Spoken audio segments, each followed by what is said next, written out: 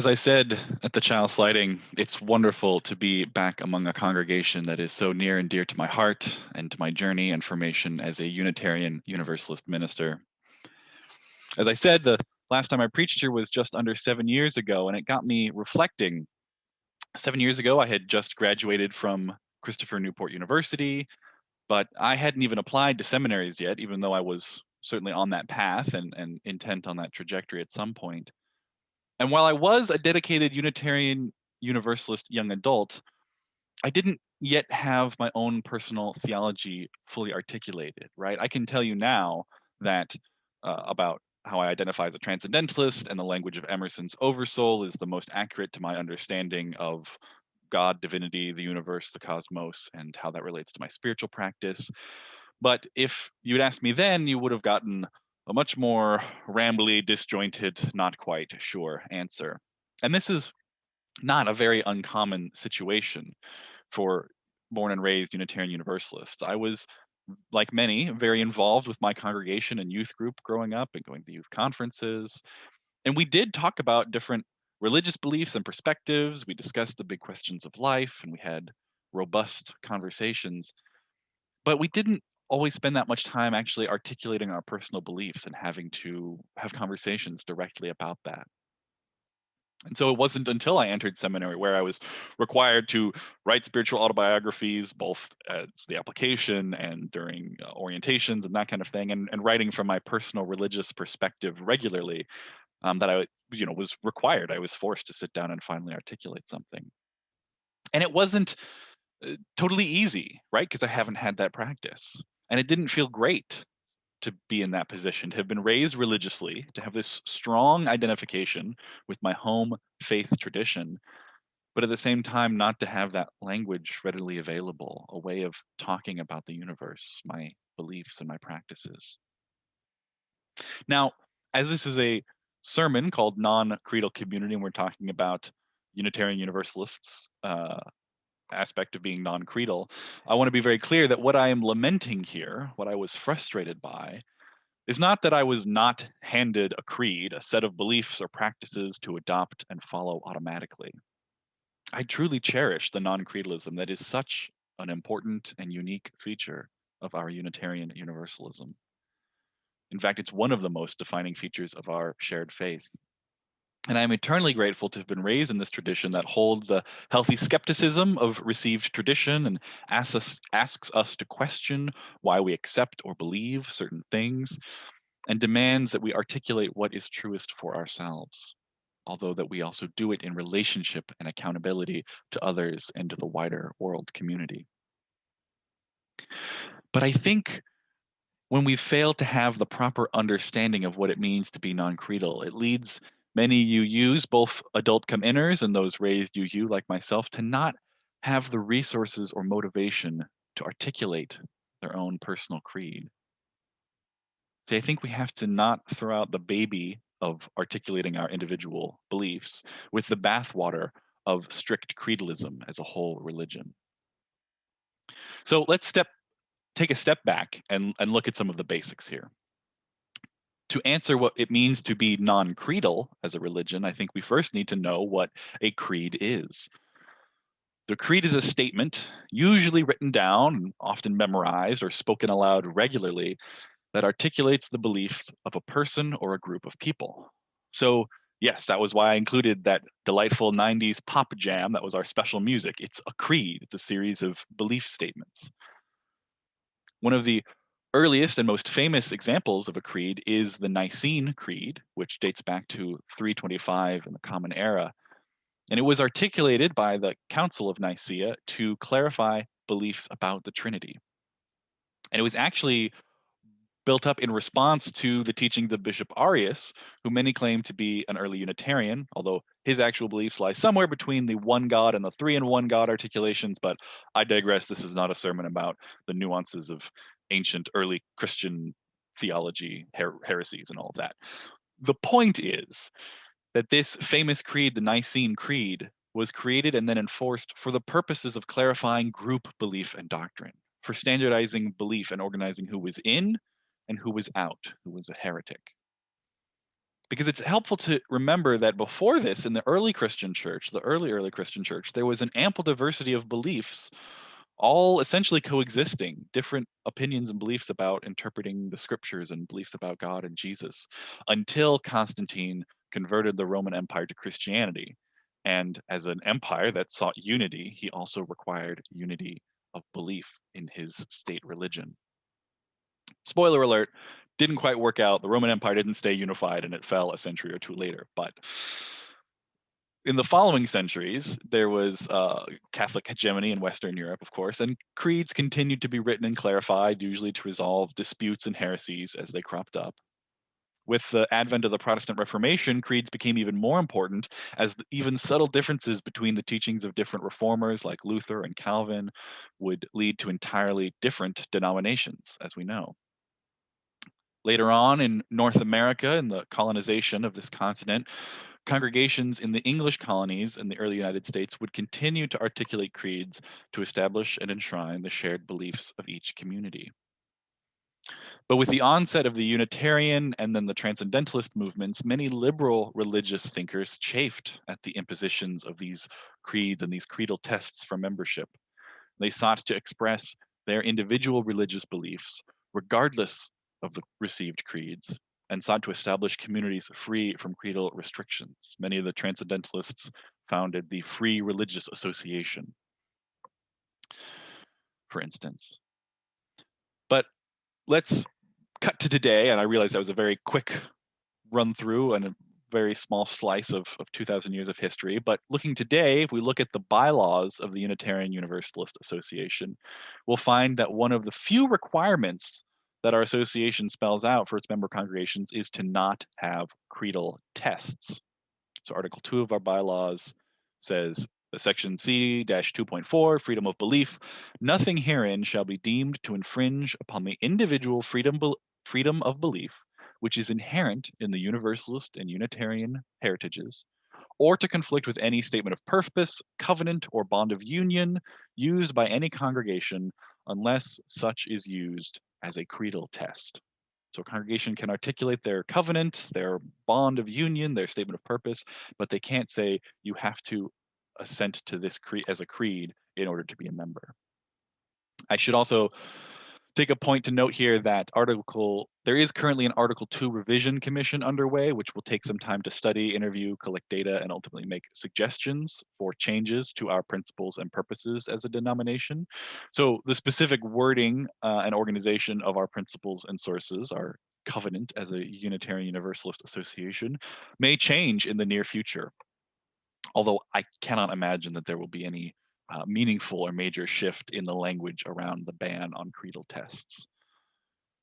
But going back to the bylaws as they are today, it makes me realize that I think there's a distinction we should make between a creed by itself, which is just the statement of belief, usually for a particular religious group, and a creedal test, which is the practice of a group requiring assent to their creed as a requirement of membership. And so when we realize this, we realize that being non-creedal simply means that we do not have creedal tests. You are not required to affirm any particular creed to be a Unitarian Universalist, to be a member of one of our congregations. We do not articulate any creed. Instead, our religion is held together by shared covenant, shared promises about how we will be in community with one another and the world. Allow me to share an excerpt from a reading by Reverend Lisa Ward. The full reading of this, the full context of this reading is that it's focused on covenant, but what I'll quote is a compare and contrast between creeds and covenants. So a creed creates a static truth, something that does not incorporate new insights and realities. A covenant is a dance of co-creation, keeping in step with one another in the flow of our lives. A creed seeks uniformity and a unison voice. A covenant seeks harmony and a shared voice. Sometimes we may arrive at a unison, but it is not required. A creed gives authority to the statement. A covenant gives authority to shared intention. A creed creates an us and them. A covenant invites relationship. A creed is a prescription that must be relied on. A covenant relies on the treasures of shared truth. So, looking at these contrasts, I realize another important distinction that I want to make: the difference between a creed and a credo.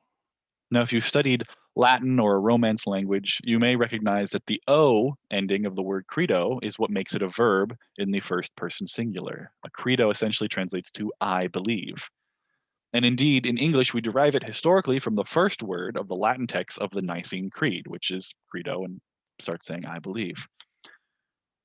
And also we have it in the first lines of the most of the lyrics of Affirmation, right? Our 90s pop jam that was our special music is actually a credo statement, not a creed.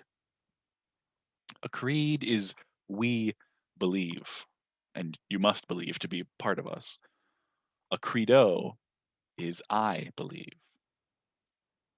So the takeaway for me is that what Reverend Ward sets up as a negative in that comparison isn't the act of articulating beliefs, right? Certainly not articulating a personal belief. But what's negative is the act of requiring assent to a stale, unchanging, set in stone creedal statement. My point is basically that when we mistake non-creedal to mean that we don't do personal credos or shared creedal statements, then we're taking it too far and we're missing a huge opportunity. We don't do the shared creedal statements, but that doesn't mean that we don't articulate our personal credos.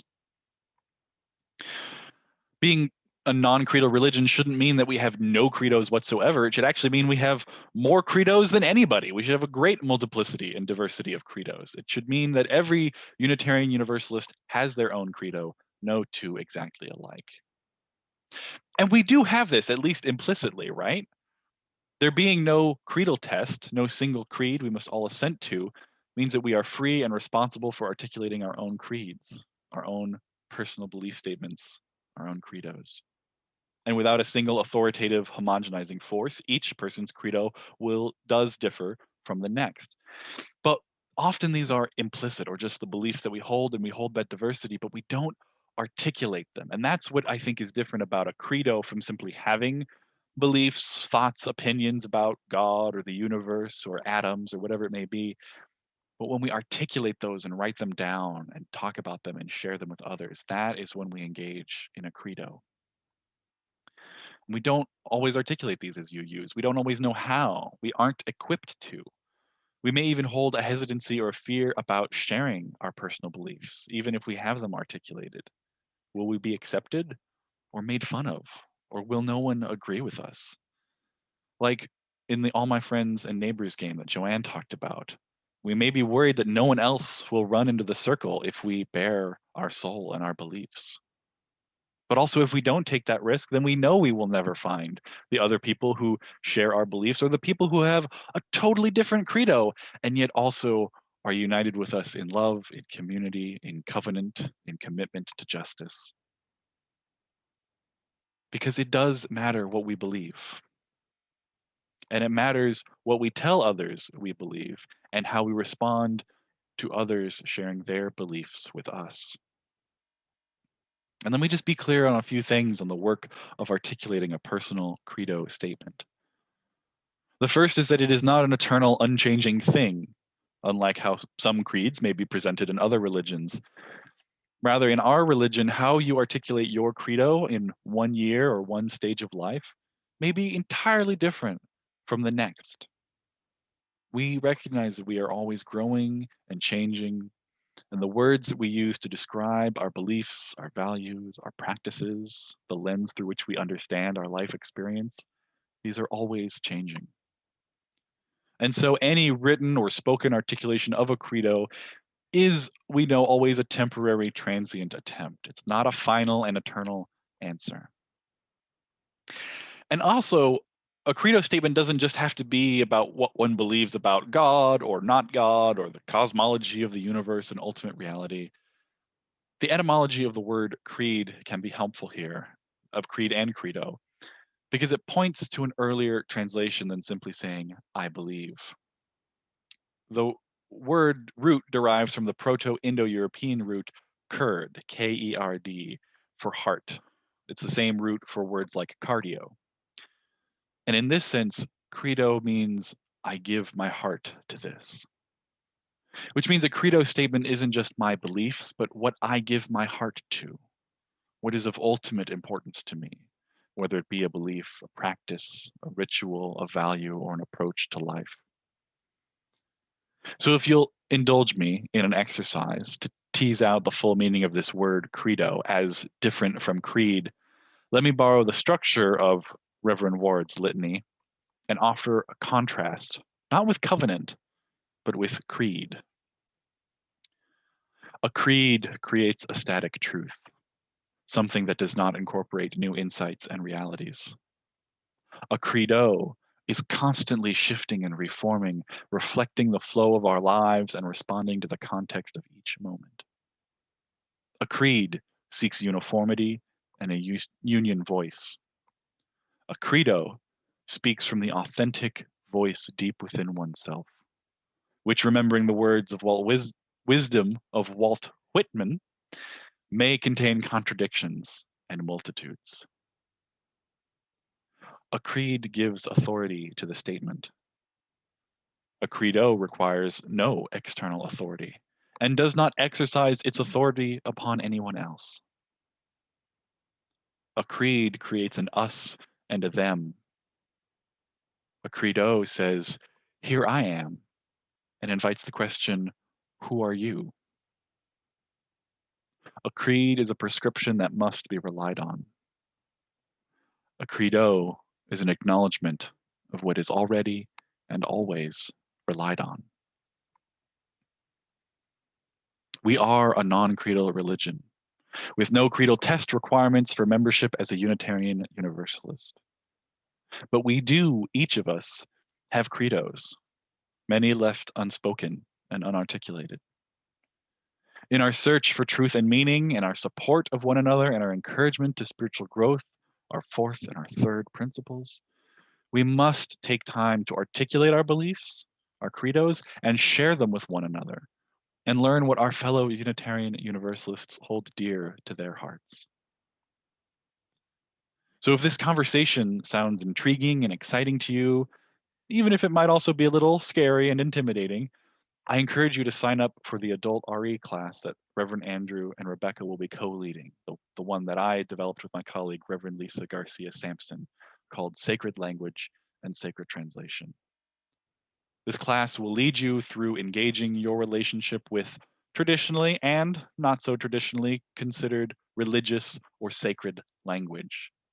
It will lead you to articulate credo statements and then to practice in pairs the very direct work of translating between personal credo statements, personal articulations of belief.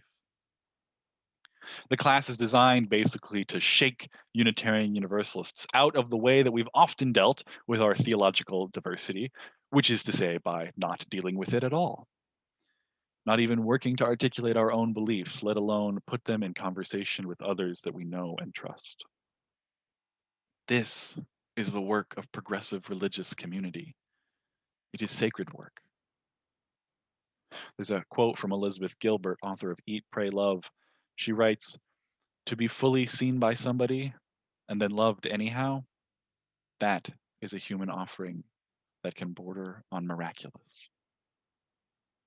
This is what we are striving for in a Unitarian Universalist congregation, to experience that miracle of being seen fully and in our entirety with all our beliefs and values, and offering that miracle to others and loving one another anyhow, regardless of whether we share the same beliefs and practices or not.